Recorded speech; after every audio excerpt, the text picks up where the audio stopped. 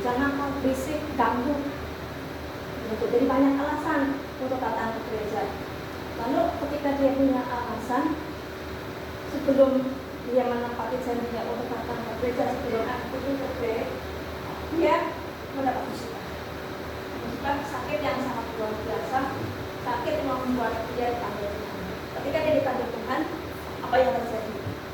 Dia belum percaya Yesus, dia belum beribadah di gereja, dia belum menyembah Tuhan, dia belum ikut Yesus sungguh-sungguh. Katakan dia sudah Kristen, tetapi dia tidak mengikut Yesus sungguh-sungguh, karena dia hanya ikut Kristennya hanya setengah-setengah, tidak sungguh-sungguh. Mungkin dia datang ke gereja kalau lagi mau, kalau nggak mau pun dia pun tidak datang ke gereja. Banyak alasan sekali yang membuat dia tidak datang ke gereja. Sehingga apa?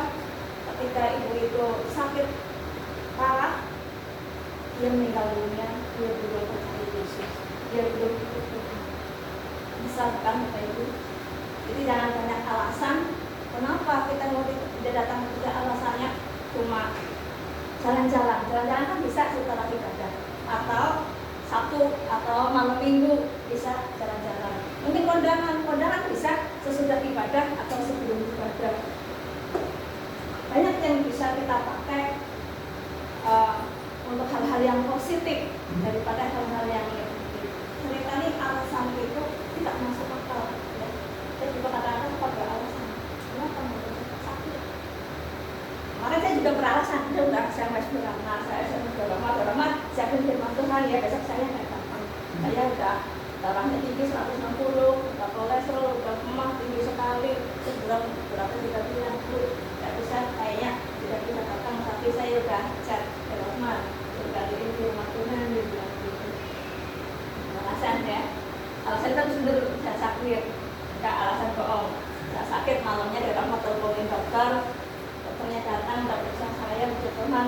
Pagi karena saya agak enakan, saya teleponin Rahmat. Puji Tuhan, besok nanti saya datang teleponin dokter. Nanti saya datang puji Tuhan luar biasa yang puji Tuhan terjadi. Kalau Tuhan kasih bukan saya, pasti saya juga datang hari ini. Puji Tuhan, saya ada di depan Bapak Ibu. Itu artinya Tuhan mendukung saya. Seperti Ibu Santi minggu lalu. Misalnya saya ada pelajaran apa? Bu Santi doa syafaat, saya jangan doa syafaat dulu, jangan ke depan dulu, yang kita saya Bu Santi. Tapi tidak ada alasan Bu Santi tidak hadir. Sekalipun Bu Santi kemarin sakit, walaupun dia tidak datang, tidak masuk ke depan untuk doa syafaat, tapi Bu Santi tetap hadir. Seperti hari ini juga, Bu Santi Kak Angga nggak bisa hadir. Saya pikir kalau Kak Angga nggak bisa hadir, Bu Santi gimana nih? Bu Santi sendirian gimana? Tak bisa datang, saya bilang. Tapi tadi Bu Santi datang. Tapi nanti saya mau pesen butik, tapi nggak bisa, nanti pesenin. Tidak ada alasan. Kalau dia mengikut Tuhan sungguh-sungguh, seperti Bu Santi seperti telah menjadi teladan buat kita. Sekarang ada di tempat ini tanpa alasan. Iya, tanpa Angga dia bisa tetap hadir. Walaupun dia sakit, dia tetap hadir. Sekalipun dia sibuk mengurusin mertuanya, dia tetap hadir. Teladan buat kita semua. Kalau tidak serius ikut Tuhan di sini juga seringkali kita kurang doa. Ketika kita doa hanya 5 menit, mungkin doa yang saya maksud di sini doa penyembahan secara pribadi. Mungkin ketika kita bangun tidur kita berdoa. Kita buru-buru mau berangkat kerja, akhirnya apa? Kita berdoa buru-buru. Masih mending kita buru-buru masih berdoa. Kalau kita mau berangkat bekerja, kita udah nggak ada waktu untuk berdoa. Karena bangunnya kesiangan. Karena bangunnya udah mepet waktunya, sehingga kurang berdoa. Kadang kalau lagi mau berdoa, kalau lagi nggak mau, ya nggak mau. Kalau masih karena kesiangan, itu masih hal yang positif. Tapi seringkali orang yang suam-suam ke sini, yang tidak serius ikut Tuhan, berdoanya, kalau dia lagi mau dia berdoa, kalau nggak mau dia nggak berdoa, mengalir aja. Kalau mau dia ke gereja, kalau nggak mau ya sudah nggak ke gereja. Seperti itu. Jadi orang-orang yang suam-suam ke sini seringkali tidak serius ikut Tuhan. Berdoanya pun kalau ada keinginan sesuatu yang diinginkan, mungkin ada sesuatu yang diinginkan di dalam hatinya. Berdoa supaya dekat Tuhan, supaya punya banyak harta benda, punya rumah mewah, punya mobil mewah. Lalu setelah diberkati Tuhan, punya segalanya, Tuhan sudah berkati apa yang dia minta, apa yang dikumpulkan Tuhan berikan. Apakah akan setia kepada Tuhan? Saya jamin tidak akan setia kepada Tuhan. Seperti contoh bangsa Israel ketika di padang gurun, bangsa Israel di sana sudah berdoa kepada Tuhan, tapi berdoanya hanya minta berkat. Sudah dikasih tiang awan, tiang api, kasih roti mana setiap pagi, tapi bangsa Israel tetap tidak setia kepada Tuhan. Mana bangsa Israel hanya berdoa untuk meminta berkat-berkatnya saja. Ketika sudah diberkati, bangsa Israel pun mengkhianati Tuhan. Bahkan bangsa Israel membuat patung lembu untuk disembah, menyakiti hati Tuhan luar biasa. Begitupun dalam kehidupan kita, kalau kita datang ke gereja hanya untuk sesuatu, mungkin karena untuk mencari jodoh, kita setia datang ke gereja karena untuk mencari jodoh. Nanti kalau Tuhan sudah kasih jodoh di dalam gereja, apakah dia akan tetap setia mengikut Tuhan? Saya yakin. Kalau kita datang ke gereja karena rindu untuk Tuhan, untuk datang kepada Tuhan, untuk beribadah, untuk melayani, saya yakin apapun yang terjadi akan pasti yang. Tapi kalau untuk sesuatu, mungkin mencari jodoh seperti itu, sudah diberkati, sudah dikasih jodoh, tapi suatu saat tidak akan setia. Kalau dikasih jodoh di dalam gereja, puji Tuhan, haleluya, itu bonus, tapi bukan tujuan utama. Tujuan utama kita untuk datang kepada Tuhan, untuk beribadah kepada Tuhan, menyembah Tuhan. Lalu orang yang tidak serius ikut Tuhan biasanya orang yang tidak bertanggung jawab. Kalau dikasih Tuhan mungkin dia semau gue, mau saya kerjakan, gak mau ya gak saya kerjakan. Mungkin di dalam pekerjaan di luar sana ada pekerjaan yang harus dikerjakan, yang harusnya dia pegang secara komitmen. Kalau dia mau dia kerjakan, gak mau ya sudah kata orang lain. Seringkali tidak bertanggung jawab.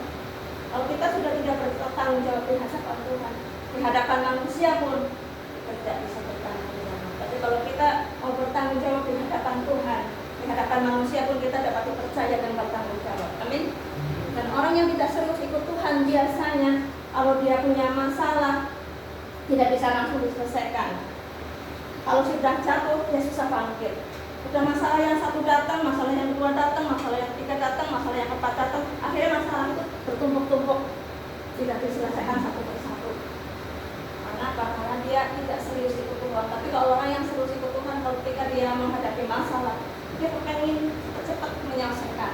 Walaupun akan masalah itu nggak langsung selesai, tapi kita punya usaha, kita punya niat untuk menyelesaikan masalah.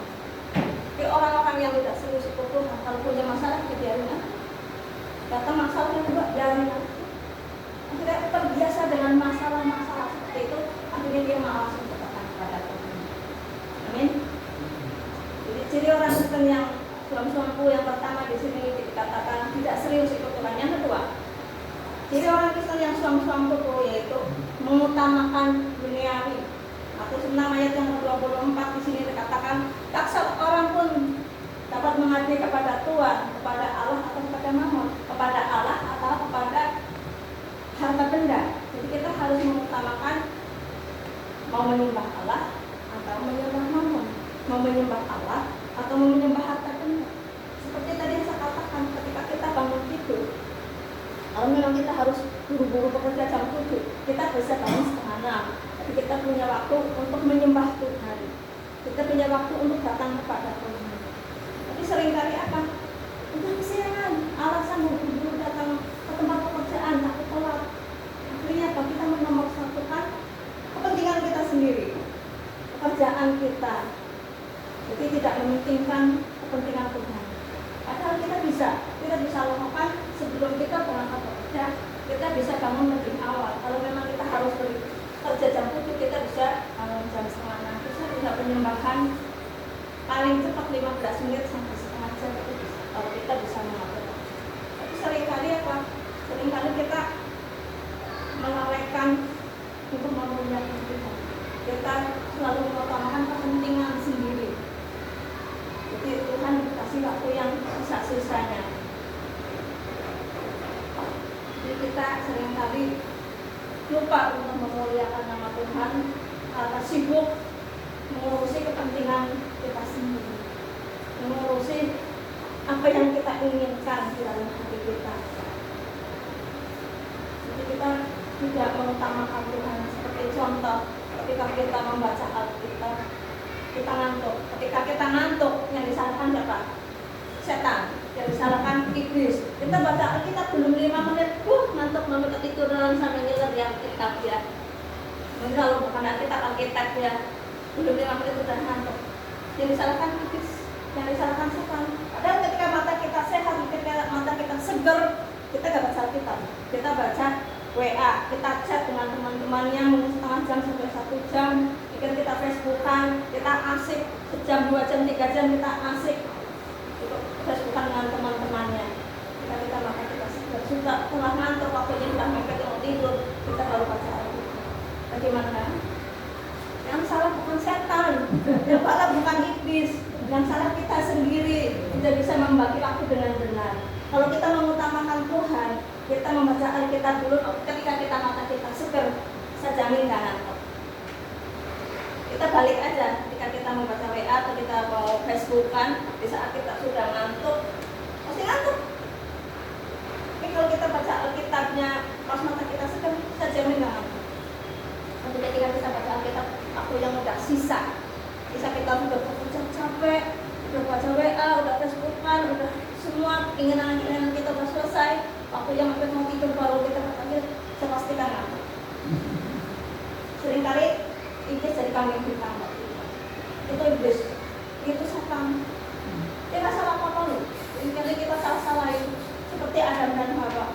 Adam dan Hawa waktu ada di Taman Eden, Tuhan kan udah bilang, Hawa di Taman Eden, semua buah di Taman Eden ini boleh kamu makan kecuali buah pengetahuan. Tuhan udah bilang. Tapi si ular berbisik kepada Hawa, sekali-kali kamu tidak berdosa. Kalau kamu makan buah pengetahuan, kamu akan tahu mana yang baik dan mana yang benar. Kamu akan menyayangi Tuhan. Kata si ular. Akhirnya si Hawa masuk buah pengetahuan itu dimakan dan dibagi dengan suami. Ketika dia udah makan bersama dengan suaminya, Tuhan tanya, Tuhan gak lagi gak menyalahkan, Tuhan tanya. Tapi apa yang dijawab oleh Adam? Saya dikasih Hawa. Dia tidak mengakui kesalahannya. Tuhan dia bilang, jangan makan buah pengetahuan. Ketika sudah makan, Tuhan tanya, Adam kenapa engkau makan buah pengetahuan? Saya dikasih Hawa. Dia langsung menyalahkan. Dia minta ampun sama Tuhan. Begitu pun Hawa. Ketika disalahkan sama si Adam, Hawa bilang, si ular yang membisiki saya untuk memetik buah pengetahuan. Lalu menyalahkan. Seandainya saja ketika Adam dan Hawa ditanya Tuhan, dia mengakui dan meminta ampun kepada Tuhan, mungkin kondisinya akan berbeda. Saya yakin. Tapi karena Adam dan Hawa ketika ditanya sama Tuhan, dia saling menyalahkan, tidak mau mengakui kesalahannya. Kejadian seperti ini, dosanya turun-temurun sampai detik. Seringkali dalam kehidupan kita juga begitu. Kalau kita ada kesalahan, kita seringkali menyalahkan orang lain. Itu gara-gara itu, gara-gara ini. Padahal kita sendiri salah. Seringkali apa ya, menganggap diri kita itu benar. Sebenarnya belum tentu begitu. Dalam Tuhan yang 1 Yohanes 2 ayat 17 di sana dikatakan, dan dunia ini sedang lenyap dengan keinginannya, tapi orang yang melakukan kehendak Allah tetap hidup selama-lamanya. Bahwa di dalam dunia ini, keinginan-keinginan di dalam dunia ini dibilang Tuhan sedang lenyap. Tawaran-tawaran dunia itu asik, menyenangkan, seperti kayak diskotik, minum-minuman, ya, pergaulan-pergaulan yang paham bebas di luar sana, itu menyenangkan, asik dilihat oleh mata.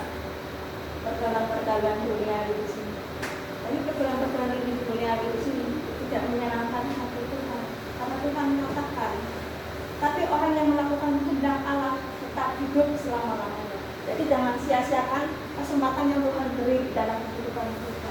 Kita hidup di dunia itu tidak lama. Hidup itu hanya sebentar. Istilah orang Jawa itu seperti ini. Kita hidup itu hanya mampir ngombe.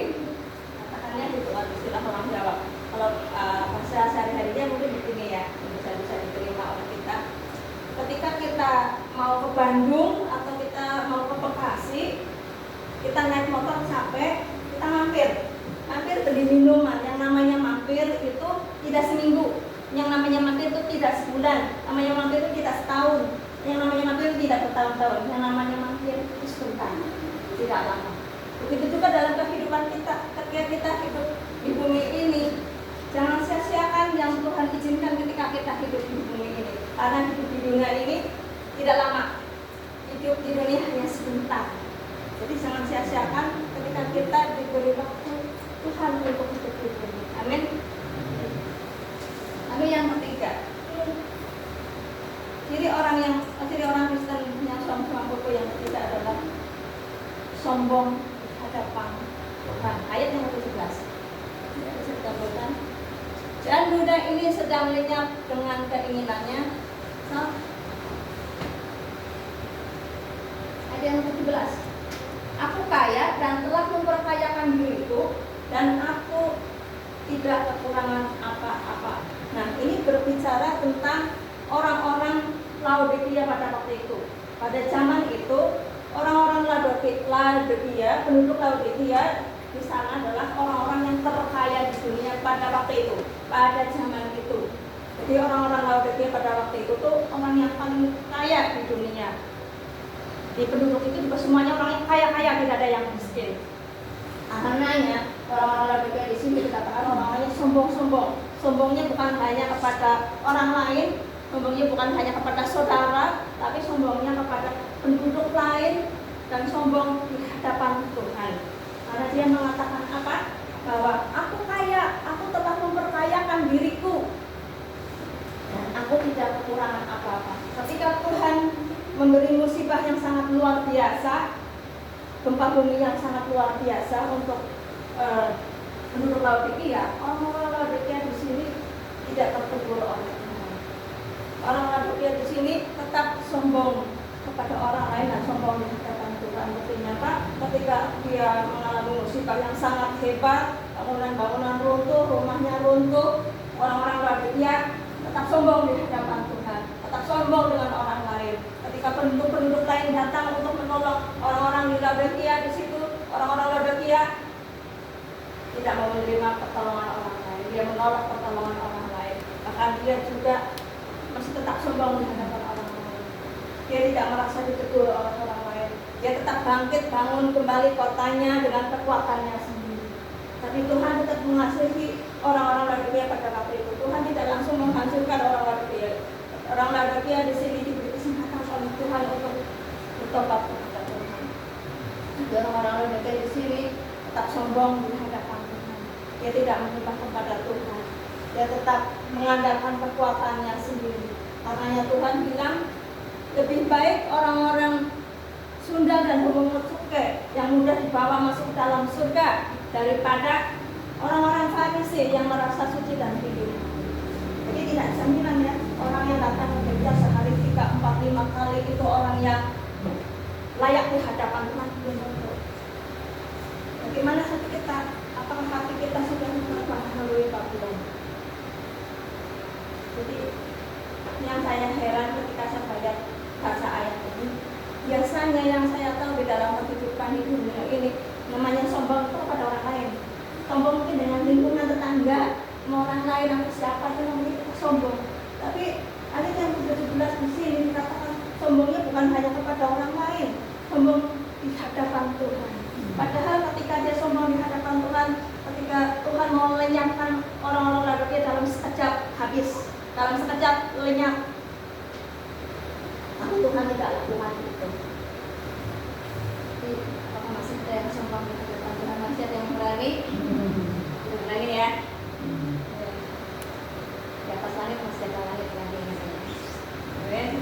Jadi ciri orang Kristen yang sombong yang pertama tidak serius untuk Tuhan. Yang kedua mengutamakan duniawi. Yang ketiga sombong di hadapan Tuhan. Lalu pertanyaannya, mengapa Tuhan tidak senang dengan orang-orang yang suam-suam kuku? Karena orang-orang yang suam-suam kuku sekalipun ada di dalam gereja, hatinya jauh daripada Tuhan.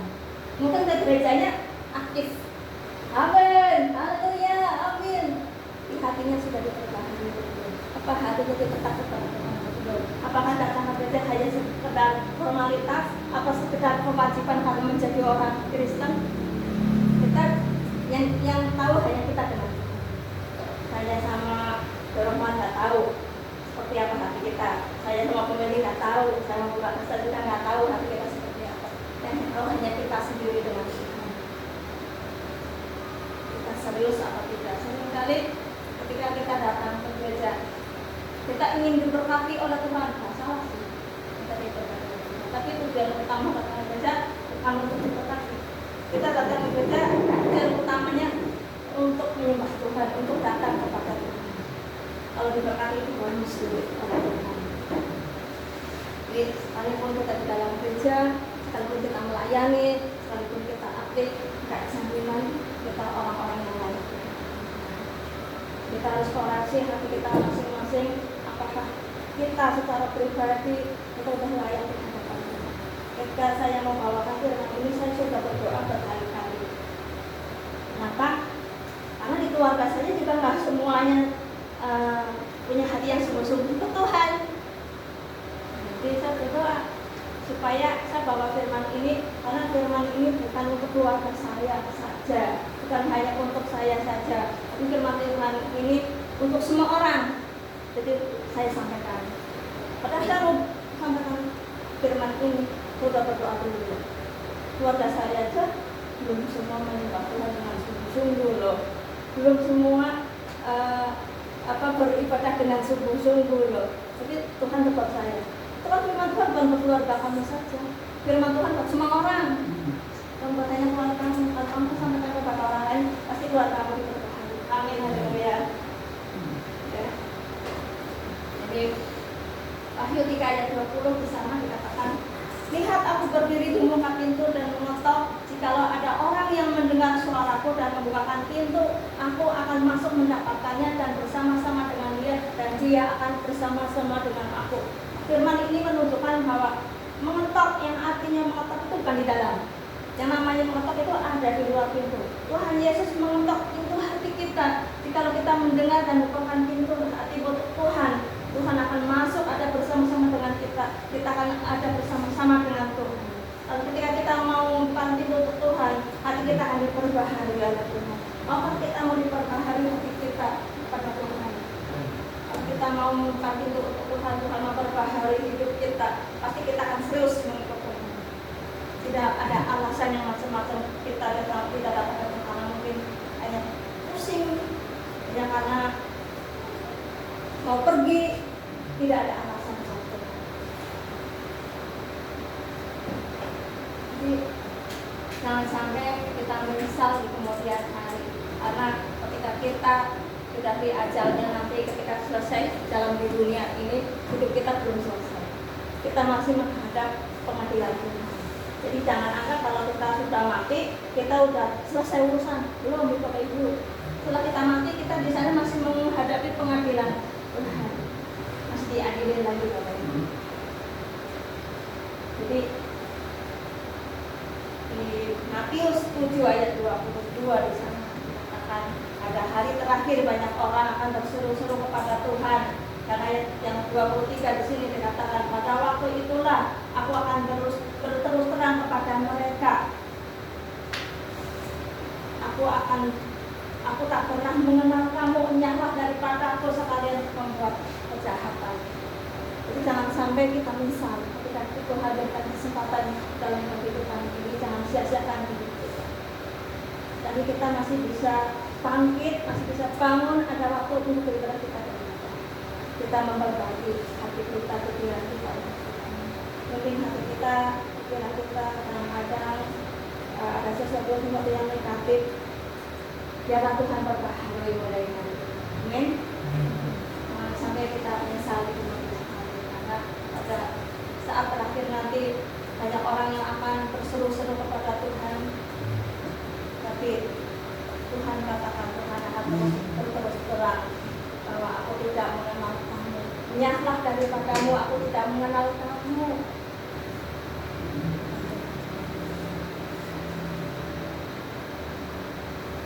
Kalau kita sungguh-sungguh kepada Tuhan, kita masuk hadirat Tuhan.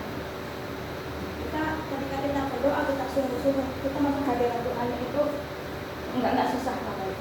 Tapi ketika orang yang suam-suam kuku, orang yang setengah-setengah biasanya ketika kita datang kepada Tuhan, kita menyembah kepada Tuhan, biasanya susah untuk masuk dalam hadirat Tuhan.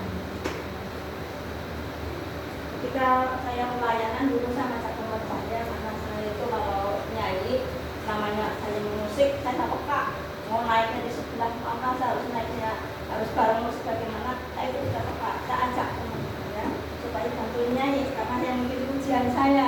Kalau saya nyanyi sendiri takut nanti sama musiknya balapan. Kalau saya dibantuin nyanyi nanti biar jadi sama musik ada interaksi yang baik seperti itu. Sebelum saya berangkat pelayanan di pujian, saya berdoa dulu, saya penyembahan dulu, karena saya memang merasa saya tidak bisa memimpin pujian musik saja, saya nggak peka. Saya berdoa, Tuhan kami pujian, tapi saya mau musik juga nggak peka. Bagaimana saya bisa memimpin pujian? Ini juga salah lagu yang pendek-pendek, kalau yang panjang-panjang saya juga nggak bisa teriak. Seperti itu. Saya ajak teman saya supaya bantuin nyanyi. Pada saat pujian, teman saya itu yang pintar gitar, pintar nyanyi. Pas saya mimpin pujian depan, secara manusia saya mengandalkan dia. Secara manusia dia pintar gitar, dia pintar nyanyi. Secara manusia saya mengandalkan dia. Tapi saya berangkat sudah penyembahan, dan saya pas lagi mimpi juga saya dalam diri saya berdoa, Tuhan mampukan saya gitu. Dia yang bisa nyanyi, bisa gitar, orang biar saya tercekaknya bisa nyanyi. Adik saya nyanyi sama pemain musiknya yang lain, jemaatnya waktu itu nggak banyak, jadi karena nggak ada seperti ini, ada yang bisa nyanyi, ada yang enggak seperti itu. Puji Tuhan, Tuhan lancarkan nyanyi juga, suara saya juga kadang-kadang fals sama musik, kadang nggak seimbang. Puji Tuhan waktu itu memang musik seimbang, suara saya bisa lancar itu karena Tuhan mampukan yang kembali kepada kita sungguh-sungguh kepada Tuhan. Tuhan akan selalu bersama-sama dengan kita. Lalu pertanyaan yang kedua, mengapa Tuhan tidak senang dengan orang-orang yang suam-suam kuku? Ayat yang 18 di sana dikatakan, orang-orang yang suam kuku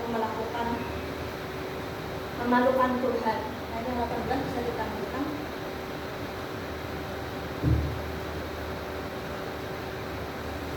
Ya. Maka aku menasihatkan engkau supaya engkau membeli daripadaku emas yang telah dimurnikan dalam api, agar engkau menjadi kaya, dan juga memakai pakaian putih, supaya engkau memakainya agar jangan kelihatan telanjangan yang memalukan, dan lagi minyak untuk melumas matamu supaya engkau dapat melihat. Ya. Jadi Bapak Ibu yang terkasih di dalam Tuhan Yesus, orang yang suam-suam kuku di sini yang berikutnya Bapak di sini katakan memalukan. Bukan saja jauh dengan Tuhan, tapi memalukan Tuhan. Katanya orang Kristen, katanya orang yang percaya kepada Yesus, katanya sudah melayani, katanya aktif di gereja, tapi dia masih berselingkuh, dia masih berzina, dia masih suka berbohong, dia masih suka mencuri. Itu yang dikatakan memalukan Tuhan. Mungkin dia masih kayak bertambah besar. Saya kalau dari bapak saya hanya sendirian. Kalau satu bapak satu itu saya sendiri. Ketika bapak saya sudah habis bangun rumah karena masjidnya jauh, bapak saya bangun masjid. Setelah itu bapak saya itu selamatan. Pas mau selamatan bapak saya jatuh, terus nggak bisa bangun lagi, nggak bisa ngomong lagi. Ketika bapak saya udah nggak bisa ngomong lagi, bapak saya itu dia sudah menyiapkan makanan, dia sudah menyiapkan apa yang diperlukan saya kalau saya mau ke bapak saya. Tapi saya nggak ikut bapak saya. Saya akhirnya saya putuskan ke Yesus untuk melakukan. Kemudian saya dibuang juga. Ketika bapak saya setelah apa yang terjadi, sawah, kebun, sapi, semua dijual oleh anak-anak saya. Karena yang bangun rumah, dari motor, dari mobil, saya ke sampah dibuang juga. Boro-boro saya dapat kali sana. Nggak kenal siapa saya. Tapi saya tetap bersyukur, saya masih tetap makan 3 kali di anak saya di halasan seperti ini, karena Tuhan yang pilih saya menjadi anak Tuhan, daripada anak-anak saya yang menjadi dominasi sama dan tidak diberikan apa-apa sama Tuhan. Bersyukur kepada Tuhan.